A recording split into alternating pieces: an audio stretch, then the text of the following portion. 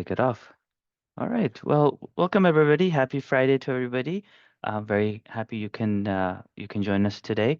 My name is Adil. I'll be one of the moderators for this webinar today. Um, we have taken a bit of a break ever since our last conference, so we're hoping to kick off our webinar, and we have a very, very unique, different, and exciting one for today. And we're working hard, the webinar team, to get more webinars out for you up in the coming months. So please take a look out for those. Couple of additional high-level comments just with respect to previous webinars. You can always check out our YouTube channel.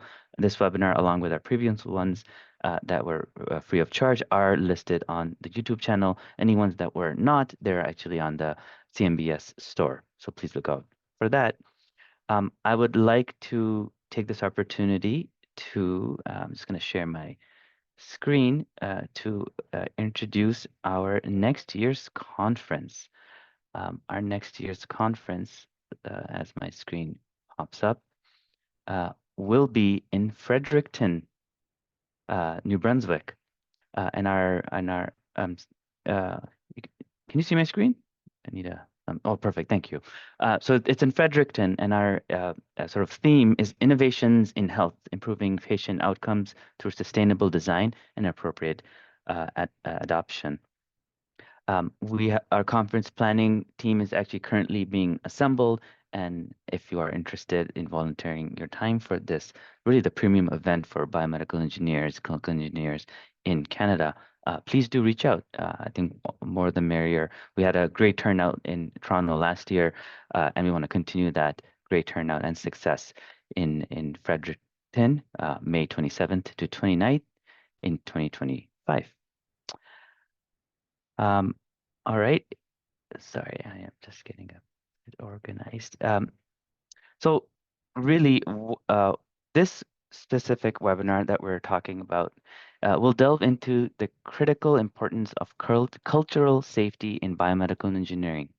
Drawing from a research project conducted within the Lower Mainland Biomedical Engineering in Vancouver, the LMBME, this session will share key findings about the research, outline the steps LMBME is taking to embed cultural humility and safety into our department and services, and offer practical recommendations for other biomedical engineering teams looking to do the same.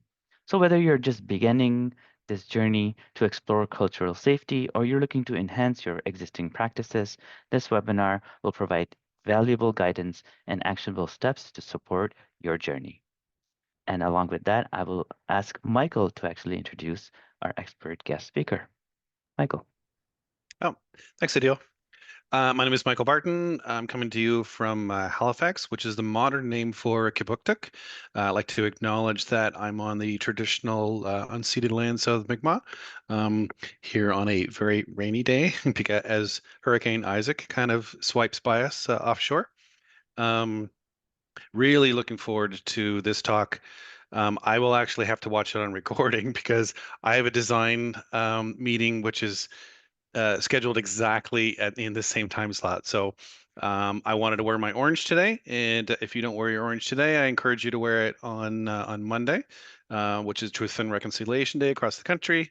And our talk today is wonderfully timed with exactly that. There's so many different concepts that really interestingly, we're learning, even though they've been truths that have been kind of not necessarily as obvious as they should have been over the entire age of our country. So I personally am really glad that, although very tough, we are actually in an age of enlightenment and we can actually do something about it. So Brendan today is going to facilitate for us some concepts that we can incorporate into our everyday working lives, which is fantastic.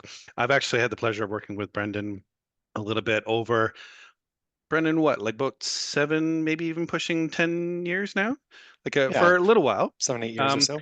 Yeah, he and I've been on a couple of different committees, a couple of different initiatives across Canada. Really enjoy working with him. Pleasure working with him a little bit with the conference in Vancouver, for instance. Lots of mad respect, coast to coast, my coast to his coast. and really looking forward to hearing your talk today. Couple of housekeeping items. Normally, I would kind of watch the Q&A. Adil will have to grab the reins for today. So when you type in your questions, type them in the Q&A, not the chat. We'll monitor that, answer your questions at the very, very end. And housekeeping, we already talked about the next conference. Brendan and Adil, I think that covers everything for today, correct? I I took think so. actually Yep. about a minute or two, even more than I meant to. So we try and keep our little intros as short as possible to give most time to the speakers. So without further ado, Brendan, floor is yours.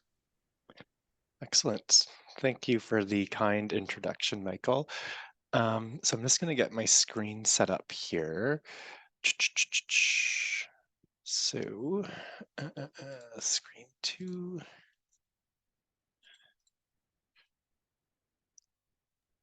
And then I'll swap that. Okay, would someone mind just confirming that you can see my slides now? Confirmed. And Great. we're good. Okay. Yeah, so thanks again for joining, everybody. Again, my name is Brendan, and I work with Lower Mainland Biomedical Engineering in the Lower Mainland of British Columbia.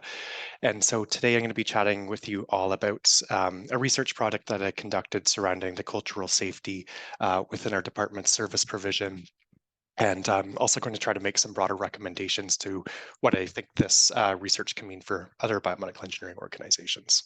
So I just wanted to start off with a land acknowledgement. So I'm joining today from the traditional, ancestral, and unceded territories of the Coast Salish peoples, which include the Musqueam, Squamish, and Tsleil-Waututh nations. So the colonial name of the location I'm calling in from is Vancouver, BC. Recognizing that's a virtual call, I'd invite all of you to take a moment to reflect on the Indigenous peoples whose lands you are on today. So for those of you that have visited Vancouver before and explored around Stanley Park, you might recognize this photo here that I'm sharing on the slide. And so this is of the seawall surrounding Stanley Park, and you can see Siwash Rock right there visible in the center. And so as I was working my research project, I did most of my deep thinking and reflection during runs along the seawall. And that was particularly meaningful to me because the stunning landscapes of Vancouver and the surrounding region were what initially drew me to want to live here. And it's ultimately why I moved here. And so it just reminded me of how humbled and grateful I am to be a settler on these lands. So I took this photo towards the end of my research journey and felt it was meaningful to share with all of you today. Just very briefly in terms of the agenda. So I'm going to start just with a bit of background context on our department. Then I'll focus on the research project for the majority of the presentation. Speak a little bit about the motivation behind the project, the overall orientation to the project, as well as the inquiry questions that I was looking to answer, the design and approach. Then I'll move into the findings, conclusions, and recommendations that were internally targeted to our department. And then I'll briefly touch on some limitations of the research. And then I'll close off the presentation with some broader recommendations that are external and I think can be generalized to any biomedical engineering organization. I did just want to note, I will be discussing cultural humility and safety within biomedical services. And so I've done a lot of research on the topic, but I'm certainly not an expert in cultural humility and safety. So I might not cover everything perfectly. I might make some mistakes. I'm just looking to foster some discussion today and learn together alongside all of you. So just as we're starting out, I also wanted to locate myself just to be transparent about the context of where I'm coming from and how my perspectives have been informed. So for those of you that aren't familiar, the image that I'm showing here is called the Wheel of Privilege, and it serves as a visual tool for understanding and reflecting on how different aspects of identity intersect and lead to our experiences in society. So the closer you are to the center across the different aspects of identity, the more power and privilege that you have. So as an example, one of the aspects is housing, with the outer ring showing homelessness, moving to shelter to renting, and then right in the center, moving to property ownership. Another aspect is indigeneity. So colonizers are in the central position and Indigenous peoples without access to their communities are on the outer position. And so I've circled where I'm located here in the blue, and you can see that I'm mostly near the center. So I have significant power and significant unearned privilege. And so that's not a bad thing. It's not something to feel shame about, but what's helpful in terms of this tool is it supports that awareness and understanding, and particularly in the context of how my experiences and perspectives differ from those of marginalized group, and then how that might impact interactions. It's also important context that I wanted to share because it was ultimately one of the key motivators for this project that I conducted, in that with that significant power and unearned privilege, I feel that responsibility to use that to contribute towards positive social change and advocate for those that are marginalized. So just a bit of background on our department. So Lower Mainland Biomedical Engineering, we support biomedical equipment for 4 health authorities, with the majority of our supported sites in the Lower Mainland of British Columbia. So both Provincial Health Services Authority as well as First Nations Health Authority have provincial scope. So we support their operational sites that fall within the geographic responsibility of the Lower Mainland Health Authorities, while the PHSA and FNHA sites that fall outside of our geographic region are supported by other biomed departments. So within BC, we have Lower Mainland Biomedical Engineering, Northern Health Biomedical Engineering, Interior Biomedical Engineering, and Vancouver Island Biomedical Engineering. So just looking at this image that I'm displaying here, our department supports sites that fall within the orange and green regions. So my specific area of responsibility is for Vancouver Coastal Health, as well as Providence Healthcare Operations, as well as our department support for First Nations Health Authority. So FNHA is a very unique health authority, and it serves as a health and wellness partner to over 200 diverse First Nations communities and citizens across British Columbia. So they deliver primary healthcare services through more than 130 medical health centers and nursing stations across the province. And to my awareness, it's the only province-wide health authority of its kind in the country. In terms of our department, we have about 180 technologists, 7 clinical engineers that make up a regional team, and 16 management staff. We support 112,000 devices with a total capital value of about $1.1 billion.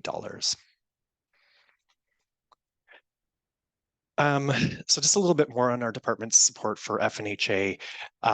So our support began back in November 22, and the effort was a collaboration between our department as well as Northern and Interior Biomedical Engineering alongside FNHA. So again, each of our biomedical departments is responsible for supporting FNHA sites that fall within our geographic scope of responsibility. So for our department, we support 3 sites, Kitasoo Nursing Station near Clem2, BC. And so that's just up in the left-hand corner of the image. We also support New Hawk Health Center near Bella Bella, BC. And then lastly, a simulation lab that's located near the Deep Cove on the North Shore of Vancouver. So the majority of FNHA sites actually reside within the northern and interior regions of BC. So again, those departments have a larger department or a larger scope of sites that they support. In terms of the medical equipment inventory, it's mostly primary equipment, so items such as AEDs, vital signs monitors, oxygen concentrators, suctions, some infusion pumps. And for our department's specific support, our coastal biomedical operations team supports the FNHA sites. So the team is responsible for supporting the Vancouver Coastal Health Coastal Community of Care. And so that includes sites along the Sunshine Coast and the Sea to Sky Highway, as well as the more northern regions of Bella Bella and Bella Coola. The team has 1 supervisor, a senior technologist, and 4 frontline techs that are based out of Lionsgate Hospital, which is located on the North Shore of Vancouver. And then the team also has 3 technologists who are based out of Sechelt, Squamish, and Cathet. In terms of what our support looks like, it involves an annual visit to the FNHA sites to perform preventative maintenance, and the rest of the support is managed remotely through shipping and receiving via courier services. We provide a full scope of services, and so that includes support for technology selection and risk management activities. So in terms of our department's initial efforts for fostering cultural humility and safety, we focused on our coastal biomedical team, which included support to complete cultural humility and safety training, answering any questions or concerns that the team had in terms of their support to FNHA, and also facilitating introductions with the local staff that they'd be working with and delivering services to. So I've been working on my Master's of Arts in Leadership that's specific to healthcare. And so the program overall focuses on developing self-awareness and capacity as a leader. And again, it's specific to the healthcare environment. And so as part of the program, an engaged leadership project's required, and that involves collaboration with others around an issue or an opportunity that's meaningful to the group of people, as well as to myself, and leads towards positive change. And so that's where I chose to focus on cultural humility and safety within biomed service delivery. And I'll speak a little bit more around the project motivation in the coming slides. So now I'm going to move into my research project, and I just want to start quite wide and then build into the foundations and the specific context of my project. So what is truth and reconciliation? So ultimately, it's a process aimed at addressing and healing from historical injustices. So reconciliation in Canada's context is an Indigenous specific goal, and it's aimed to address specific injustices that have been experienced by Indigenous peoples within Canada, which includes forced assimilation as well as genocide. So truth involves identifying hidden or ignored histories with the aim to provide an accurate account of past injustices. So for example, taking steps to understand the truth of Canada's residential school system. And then reconciliation focuses on taking action to redress harms caused by colonization and work towards mutual understanding and respect. So reconciliation can't occur without first addressing the truth, as understanding and acknowledging past injustices is essential for healing and accountability and providing that foundation for action. So what's the truth regarding the safety and effectiveness of the healthcare system for Indigenous peoples in BC? So going back to 2020, the In Plain Sight report was commissioned, and that was in response to reports of racism against Indigenous peoples within the emergency room environment at various hospitals in BC. So the report was published, and it ultimately identified systemic racism, stereotyping, and discrimination against Indigenous peoples within the BC healthcare system. As a result, Indigenous peoples in BC receive lower quality care, and in some cases experience preventable fatal outcomes.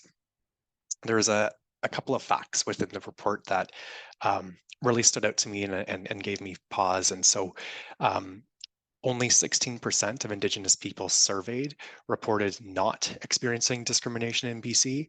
And additionally, 35% of healthcare workers reported witnessing discrimination against Indigenous peoples. So consequently, there's significant mistrust and avoidance of the healthcare system among Indigenous peoples within the province. And so, contrasting that with my own experience, I've accessed healthcare services within BC many times since moving here. I've never questioned the quality of care. I've never felt unsafe. It's not even something that would cross my mind. So ultimately, the report calls upon the BC government as well as our healthcare system in collaboration with Indigenous peoples to address the legacy of colonialism and enhance accountability for instances of Indigenous specific racism. So in addition to the call to action from the In Plain Sight report, there's also legislative mandates that exist within BC to affirm and protect the rights of Indigenous peoples. So within BC, we have the Declaration on the Rights of Indigenous Peoples Act, and that adopts UNDRIP into law. And ultimately, that creates a legislative imperative for action to be taken to affirm and protect Indigenous peoples' rights, which includes the right to access health services that are delivered in a culturally safe manner. In addition to those legislative mandates, the regional health authorities that we serve and that we're all part of have internal mandates for embedding cultural humility and safety into their work environment, as well as their services, and our department's subject to those internal mandates. So although I might have personal perspectives in terms of thinking that this work is critical and the ethical thing to do, others might have other perspectives. ultimately the work is not an optional thing to do. We don't have a choice, we have to do it. We are mandated to do it.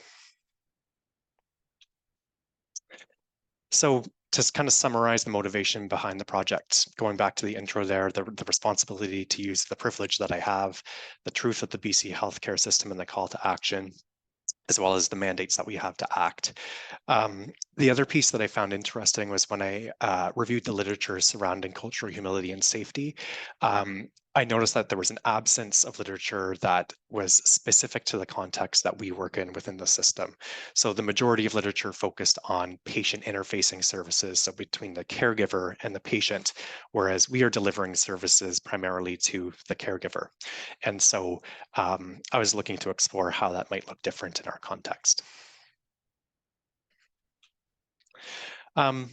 So I've been talking a lot about cultural safety and humility, and I haven't described what it is. So First Nations Health Authority created this nice visual, which it's a bit busy for a slide, but it does a really great job at tying together the concepts of cultural humility, safety, as well as reconciliation. So if you have some time afterwards, I'd encourage you to look a bit closer at this. Ultimately, for cultural safety, it aims to create a respectful and safe environment for service recipients of all cultures by reducing power imbalances and emphasizing others' values and needs. So historically, dominant groups have held more power in the forms of authority, control, and influence when compared to marginalized groups, and cultural safety aims to create that environment where those power differentials are identified and mitigated. So importantly, cultural safety is an outcome for which the service recipient determines if an interaction is safe. So safety can never be guaranteed, but the overall goal is to maximize safe interactions and to minimize unsafe interactions. An analogy that I've kind of used to help think through this is similar to our support for medical devices. We can do a lot of things to enable safety, but we can never guarantee absolute safety of a device. And so throughout this presentation, I'm using the language of culturally safe biomedical services, just for simplicity's sake, but I just wanted to note that we can never guarantee the safety of our services. Cultural humility, on the other hand, is a critical enabling factor for cultural safety. So humility involves that ongoing self-reflection and learning by individuals to be aware of their beliefs, biases, power, and privilege, and to be open to others' perspectives. So I like to think of it as a way of being, and the first step towards cultural safety begins with that individual commitment towards cultural humility. So to contrast the two different concepts, safety is about creating the systems in the environment free from discrimination and emphasizing respect, while humility is personal and related to exploring and challenging inwards perspectives while also be opening to other perspectives. Ultimately, both concepts aim to promote a system that's characterized by mutual respect, kindness, common understanding, and a balanced power dynamic between service providers and recipients. So now moving into the project orientation and inquiry questions. So due to the sensitive and challenging nature of discussions surrounding cultural safety, I chose to take an appreciative orientation to my project, which is a strengths-based approach that focuses on identifying and building upon what's already working well, rather than fixing problems or addressing deficits. Also knowing that cultural safety can never be guaranteed and acknowledging that that first step towards cultural safety begins with an individual commitment towards humility, I oriented my overall research design to identify the conditions necessary for developing humility among our department staff, thus contributing towards that overall journey towards cultural safety. So my overarching question that I was looking to answer was, how might our department create the conditions to provide culturally safe services? And to guide that, I had 4 sub-questions. So the first was, how is cultural humility currently being practiced within our department? What are the characteristics of culturally safe biomedical services? What opportunities exist for fostering cultural humility among our staff? And then lastly, what specific steps do we need to take to create the conditions to develop cultural humility among our staff? In terms of my study design, it involved 3 cycles of engagement. So the first cycle involved an interview with a First Nations Health Authority cultural humility and safety expert, and I conducted that interview. Following that, the second cycle involved members of our frontline team that supports FNHA. So again, that coastal community of care team. Since that team ultimately reports up to myself, I had a power over relationship. So I had a third party conduct that engagement to minimize any undue pressure or influence that the team members might have felt during their participation. That specific cycle involved an individual interview between the facilitator and the team supervisor, and then also a group method, which involved frontline staff. And in terms of that method, there was a series of questions that were asked to the frontline staff, time for individual reflection, and then group discussion. So in the context of that engagement cycle, the facilitator captured key points, ideas, and perspectives during the discussion, and then provided those to myself afterwards. The very last engagement cycle involved an interview that, again, I conducted with a member of our management team. So for data analysis, so the data that was collected was in the form of transcripts from the interviews and that written summary from the group method. And so coming from an engineering background, I'm used to working with numbers, but in this case, the analysis was solely qualitative. And so that for me was quite challenging, but also a very interesting and rewarding experience. So in terms of how I approached that analysis, I began with coding. And so that involves systematically identifying and labeling key pieces of information within the transcripts in the group method summary, such as words, phrases, or patterns, based on their relevance to the overall research questions. Based upon those codes, I then developed themes, and those were identified by looking at broader patterns and concepts that arose from grouped codes and represented overarching ideas or insights that helped to explain the data. So this was an iterative process. It involved multiple rounds of coding and then refinement to ultimately develop some meaningful themes within the data. Based upon the themes, findings were then developed. So findings are factual observations of the data that again relate back to the original research questions. Conclusions then make meaning of the factual findings, and that involves interpreting the data. So the conclusions are the interpretations of the factual findings. And then very lastly, recommendations are based on the findings and conclusions. So as the researcher, my role within this analysis was to be as objective as possible and to describe why I was making certain interpretations. So to enhance my awareness and transparency of my interpretations, I practiced reflexivity throughout, which basically involves continuously reflecting on why I was interpreting the data in specific ways, and also acknowledging how my perspectives were shaping the outcomes. So the ultimate synthesis of the information was informed by participant perspectives, peer-reviewed literature, regulations and mandates, and I also had a cultural safety and humility expert support that process as well. And that was a separate cultural safety and humility expert to the individual that I interviewed from FNHA. So now moving into what I found. So I had 4 key findings, and I was just planning to mention a couple of them briefly on this slide, and then dig a bit deeper into the last 2. So the first finding was that participants identified key characteristics for culturally safe biomedical engineering service and what's required to enable them. It is important to note that there was no Indigenous perspective captured within the context of this project, so there is a significant limitation within that finding.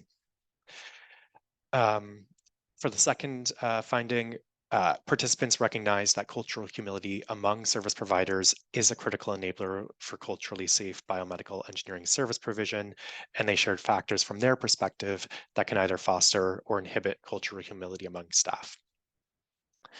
I'll talk a little bit more about those 2 findings in some subsequent slides that relate to conclusions.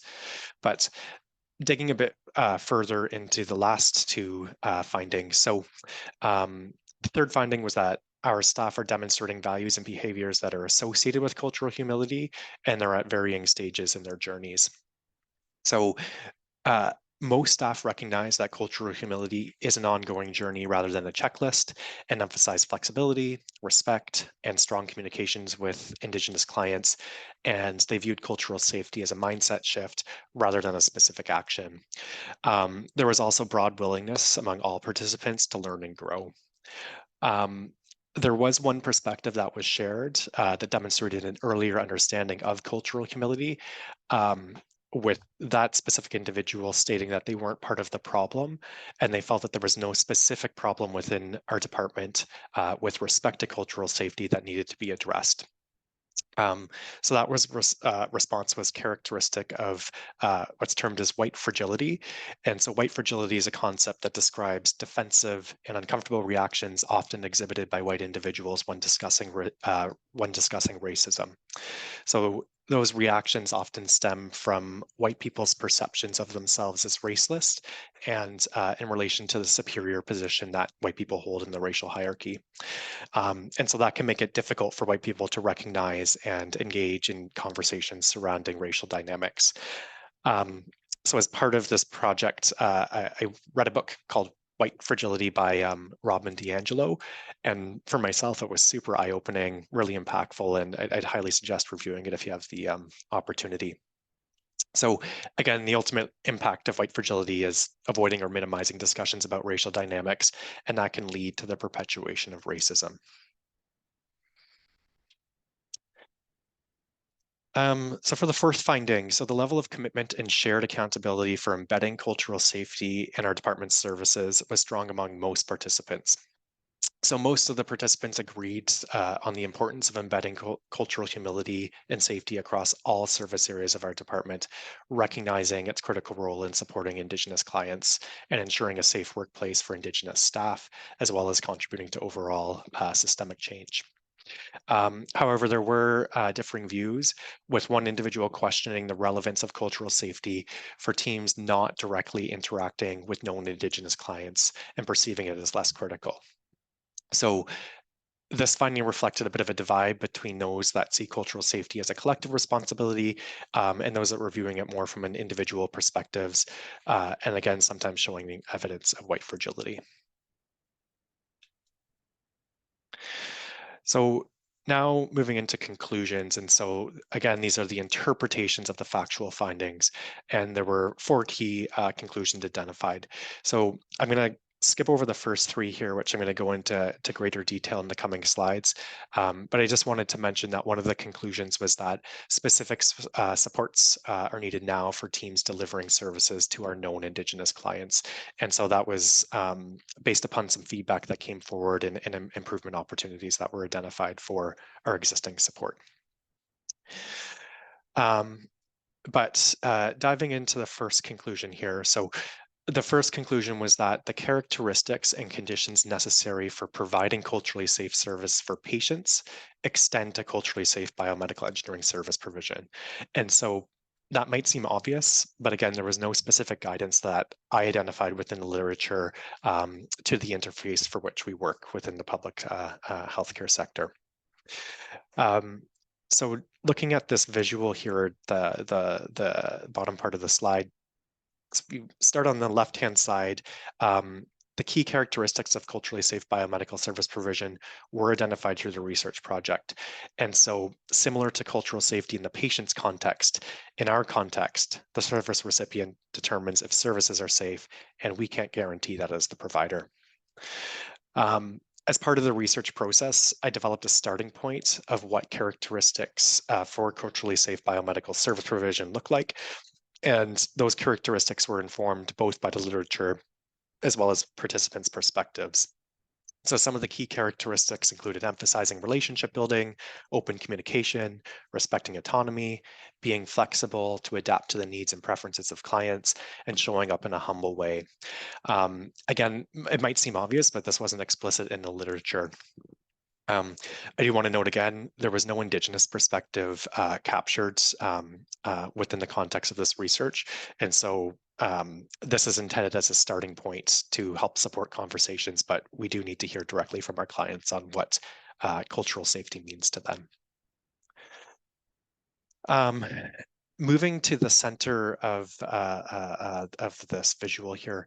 So I've summarized 3 key enabling conditions that came forward as supporting culturally safe biomedical service provision. So the first piece was cultural humility. So again, humility among the service provider must be in place to enable safe services. A second condition that's required to be present is the presence of strong relationships with clients, which are essential for trust, building trust and mutual understanding. So those relationships build that foundation for understanding the important values and preferences from the perspective of the service recipient. Lastly, organizational support. So organizational support is necessary for supporting staff development, support that relationship building, and providing services in a safe way. So that could mean creating some extra capacity for frontline staff to complete the training, spend time needed to thoroughly communicate, and build relationships with clients. Moving over to the right-hand side, there were 4 key points that were identified to support the development of cultural humility among staff. So the first and probably most obvious is training. So ongoing training for all staff was recognized as essential for fostering cultural humility. But there was some mixed feedback on the actual effectiveness of training. So some participants expressed that they felt that it was a good starting point, but others highlighted that experiences and relationships were more effective for cultivating humility. So on the topic of experiences, participants shared that real-life interactions with Indigenous peoples significantly enhance cultural humility skills. There were some personal stories that were shared, and those stories illustrated the value of experiential learning, leading to recommendations for experiences such as engaging in local Indigenous events and providing more opportunities for staff to deliver services to Indigenous clients. On the topic of relationships, so safe, accountable relationships came forward as holding significant value as they allow for vulnerable conversations in an environment where perspectives could be safely explored. And it was conveyed that co-learning relationships facilitated a safe space for reflective feedback as well as accountability.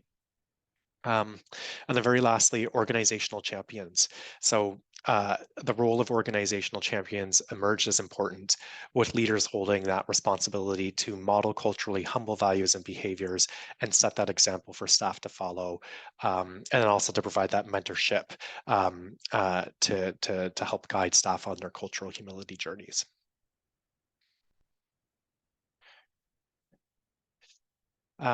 So now moving into the second conclusion. So the second conclusion was that action is required for our department to fully meet our directives for embedding cultural humility and safety in our services.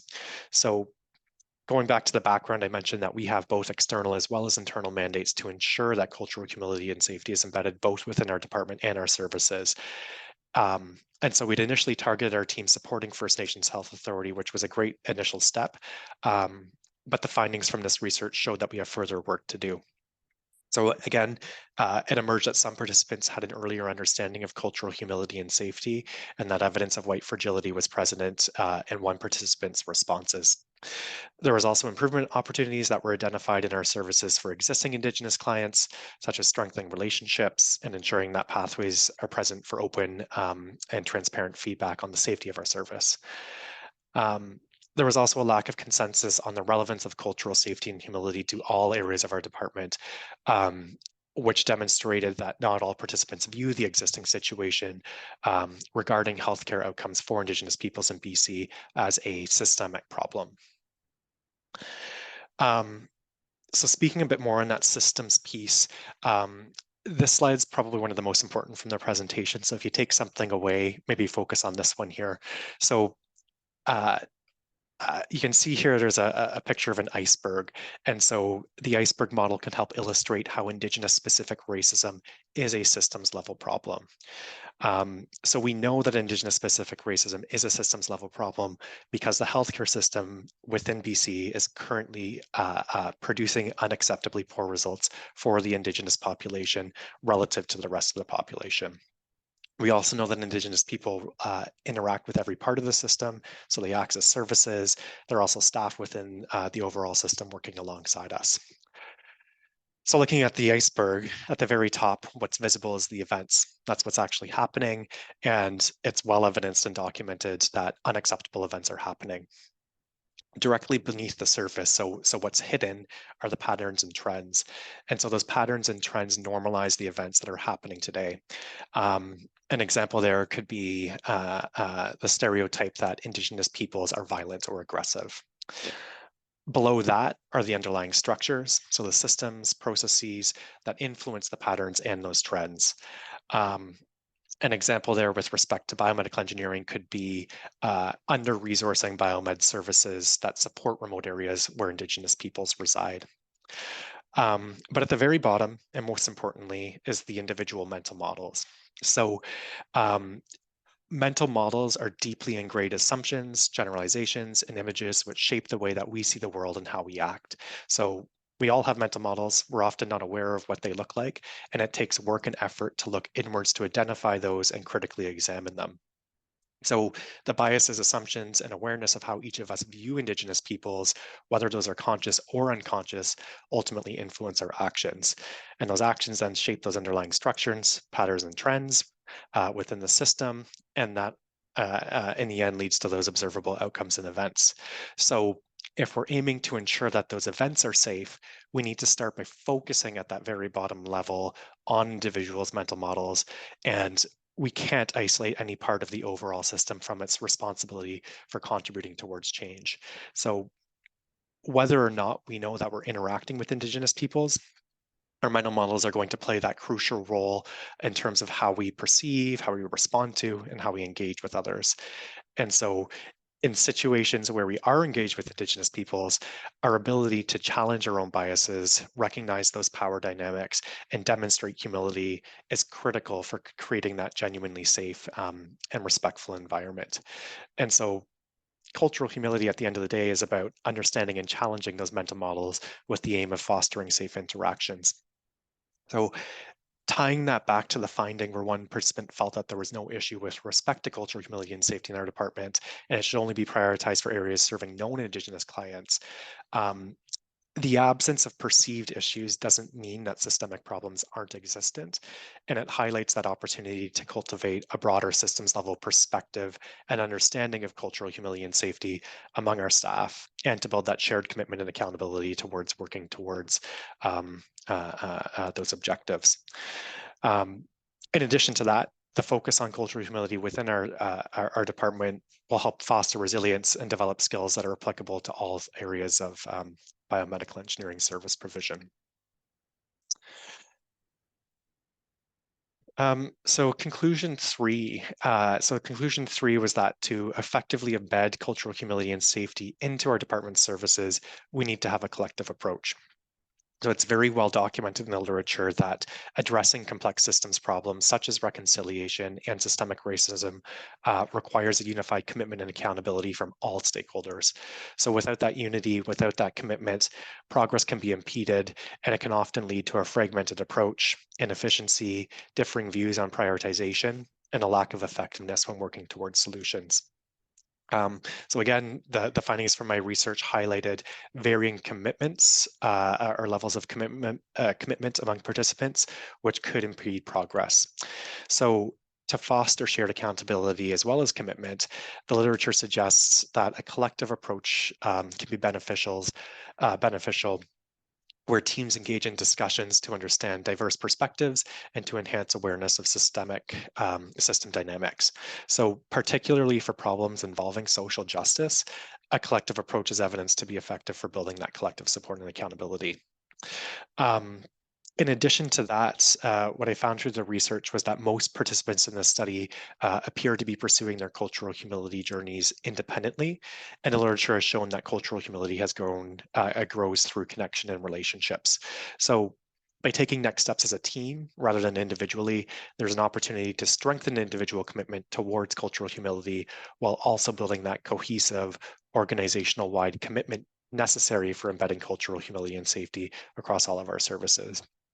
And so, we do most of our work as a team, and there's no reason for this to be an exception. So now moving to the internal recommendation. So I'm going to dig into the first recommendation a bit more deeply, but just briefly, internally, recommendations that came through the research were to strengthen relationships with our existing Indigenous clients, to provide immediate support to our team that's delivering services to our existing Indigenous clients, and to share learnings and recommendations with service providers who support healthcare caregivers. So that's what I'm doing today. But digging a little bit further into recommendation 1. So recommendation 1 is that our department needs to prioritize actions to embed cultural humility and safety across all areas of the department. So I've recommended a collaborative approach, and drawing from conclusion 3, working collaboratively as a department should help develop that shared commitment and accountability, as well as a systems perspective of cultural humility and safety in biomedical service provision. Through the research, the characteristics and enabling conditions for embedding cultural humility and safety within the department and the services will help inform the work. And again, that overall emphasis should be on fostering cultural humility among all of our staff. With the objectives being developed and the plan for achieving those objectives, we'll then need to implement and monitor, including seeking feedback on the safety of our services from our clients. So the good news is this recommendation is being carried out. Our department actually just renewed our strategic plan, and we're prioritizing this work as one of our key goals over the next 3 years. And so the graphic at the bottom here just summarizes that overall goal. Briefly, there were some limitations with the research, so not all of our staff were included, so the observations from the participants can't be generalized to the entire organization. And again, only frontline staff who support First Nations Health Authority were included, so perspectives from other teams are unknown. Additionally, the perspectives of Indigenous clients were not included. And so within the context of this research, the First Nations Health Authority Cultural Safety and Humility expert, their perspectives were used to represent their clients' views, but it's acknowledged that the needs regarding safety and preferences are determined by the service recipient. And so it's extremely important that we collect that feedback and input from our Indigenous clients.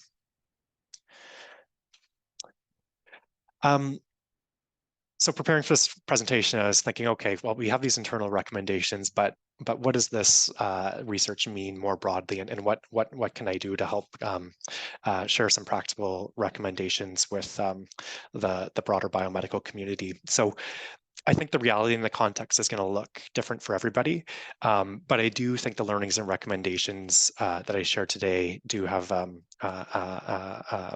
broader value. So the first piece that came to mind is that individual commitment towards cultural humility. Again, going back to that First Nations Health Authority graphic, you can see here circled in yellow, the most prominent item in this graphic is "it starts with me." And so there's a nice quote from the former Chief Medical Officer of FNHA who described this, and I'm just going to read it here. And so they said, to provide culturally safe care in our circumstance, culturally safe biomedical services, we need to be humble enough to admit that we don't know everything about everyone's life experiences, culture, and feelings, and that the healthcare providers don't know it all. Cultural humility and cultural safety within the healthcare system requires health professionals to acknowledge that they're always on a journey of learning and being open to listening to what better care means for First Nations and Aboriginal peoples. And we all need to acknowledge it starts with me. So it's very challenging and difficult work, and it requires intention and dedication. But I was actually in a forum yesterday surrounding the topic, and I was reminded that as a non-Indigenous person, I have the privilege of choosing when I step into this work, whereas Indigenous peoples are living the harms every day.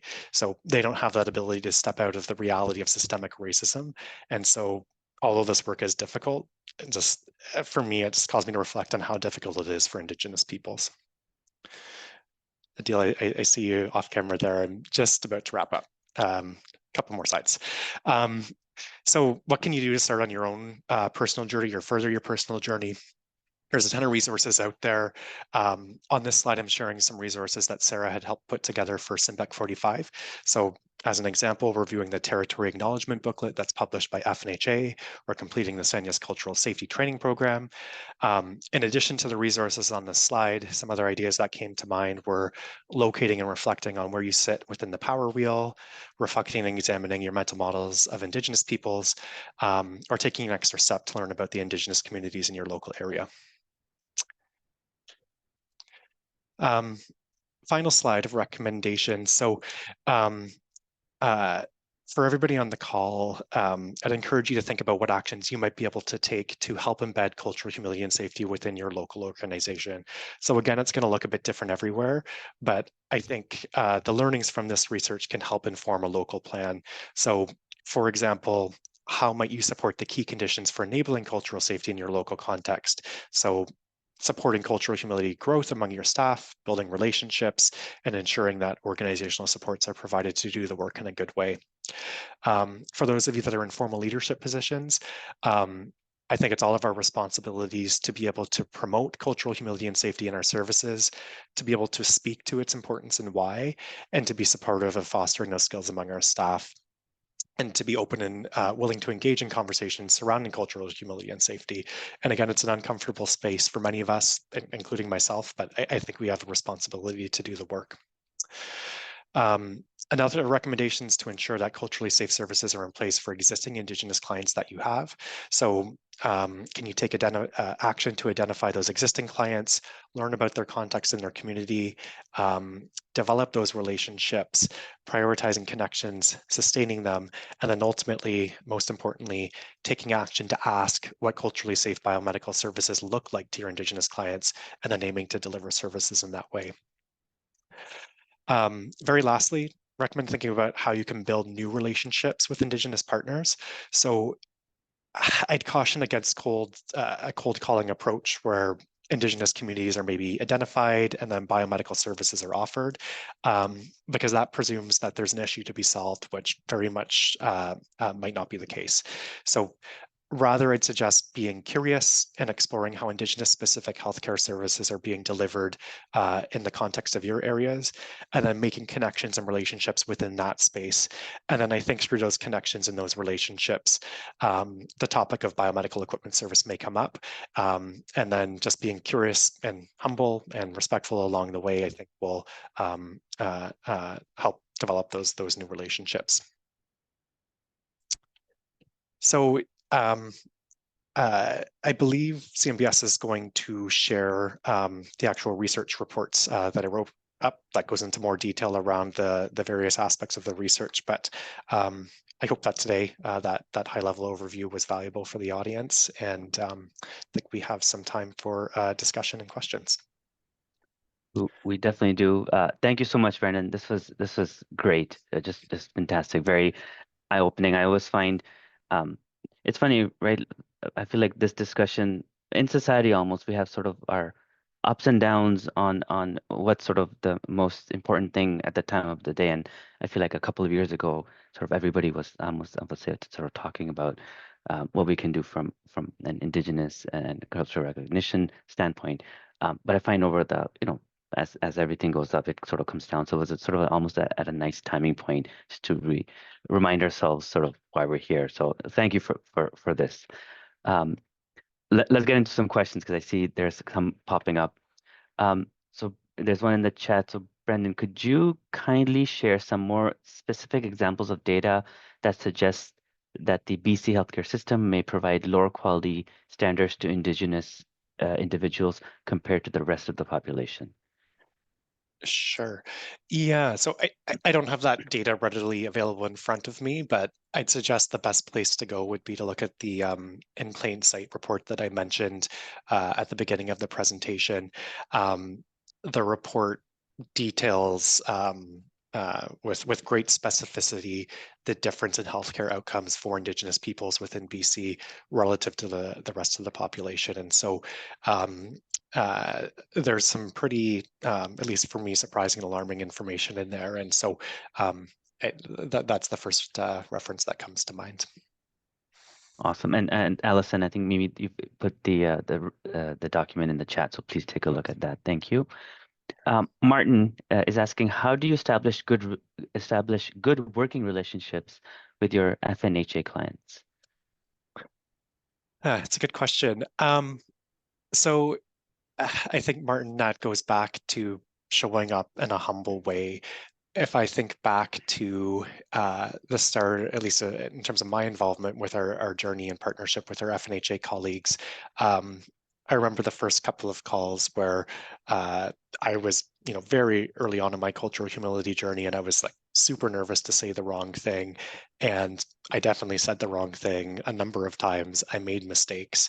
And I think the piece there was being humble enough to say sorry, like I that wasn't my intention to convey whatever it was in that way, or to make that assumption, and just to be curious and say like, hey, I'm new to working in this space, and yeah, being open to correction and input. So I guess, Martin, I think it's that cultural humility piece, being humble.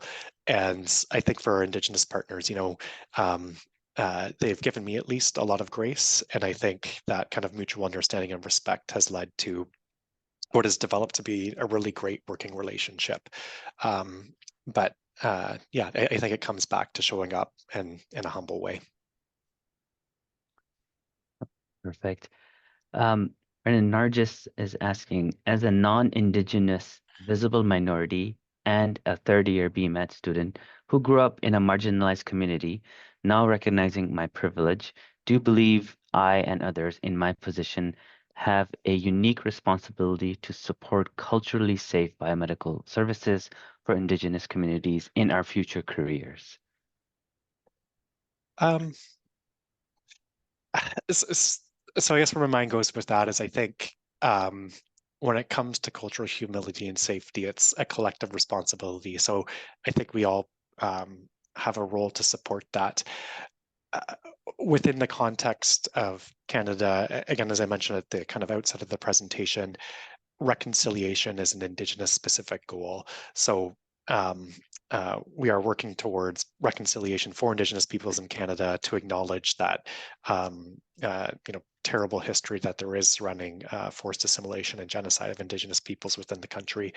But that doesn't also mean that there's other marginalized groups that exist. And so I think cultivating cultural humility skills will help with our interactions with Indigenous peoples, but it'll just help with interactions with any group, any marginalized group, and anyone that we're working with. So I think for us all, we have a responsibility to do that work and